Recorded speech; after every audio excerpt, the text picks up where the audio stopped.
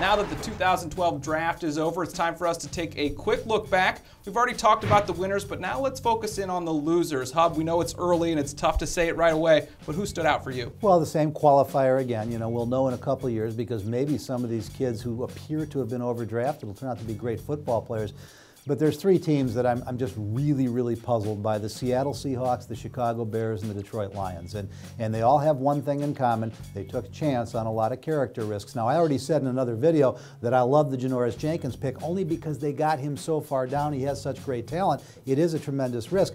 But I look at the Seattle Seahawks and Bruce Irvin, he is not the 15th best player in the draft. He's not the 50th best player in the draft. And then you get all, I mean, you know, the Red Flag Company went out of business trying to finish his scouting report. They just, this kid, you cannot take him that high. I look at the Bears with Jay McClellan, you know, 4 picks later. And then even though it's a later round pick, this kid, Evan Rodriguez, is nothing but trouble. And they're talking about him being the missing link in their offense. As far as the Detroit Lions, desperately needed cornerbacks. So they drafted 3 in the later rounds that are probably all priority free agents. Yeah, I had trouble with their draft as well. I mean, maybe they're talented players. They just didn't address the needs.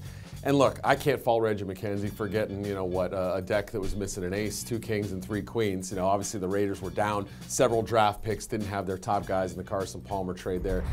But he took an offensive guard who's probably going to be a backup in week 1, or in year 1 probably, with their first pick, and then a special teamer with their 4th round. A lot of unknown guys, you know, some risks on ability, and so for me, they just they didn't get great value. They didn't come out of this with a lot of good football players. I don't think they're much better than they were, you know, start of the weekend. I think after such a great offseason and landing Peyton Manning, the Denver Broncos traded out of the first round. I think just some questionable picks. No one that really jumped out at me in the first couple of days that said, oh, they definitely got a steal or a good pick here. What were some individual picks that really jumped out at you that you kind of shook your head at? Well, I don't want to go after Urban anymore, but I just don't understand how they did it. But I'll go back to Seattle.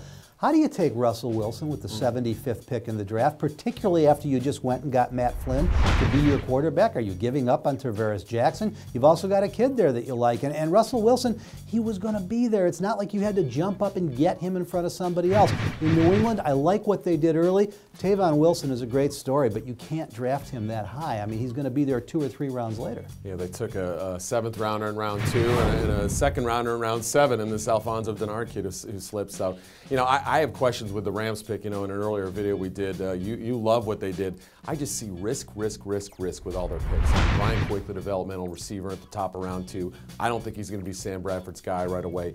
Brockers comes with immaturity questions. Is he raw? You know, Jenkins, a host of questions about his character. Trumaine Johnson, same kind of thing, an entitled attitude. So all these guys, I don't know if Jeff Fisher's trying to save the world, but I think he's trying to put a football team together. Talent, yes.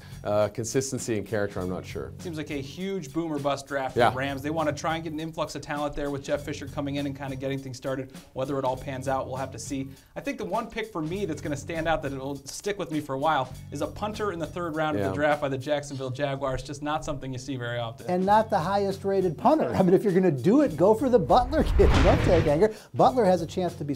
People forget Ray Guy was a pretty high draft choice. I mean, you can do it if you get the right guy, but if you do it and you don't even take the top rated player at the position, that's really puzzling. Special teams are all over this draft. Not only just the kickers and punters, several were taken, but also the coverage guys. You know, I mean, the Patriots took one in round 6, almost played no defense whatsoever. So their special teams had its effect on this draft, no question. Yeah, you're going to get a punter. It can, not to devalue the punter. They're important, but in the 3rd round, if it's not the best guy, it just had me shaking my head. It seems like the Jags do that at some point every year, though. Those are the losers. What do you guys think? Did we get it right? Are we dumb? Did we get it wrong? We probably are in your eyes. Let us know at ProFootballWeekly.com.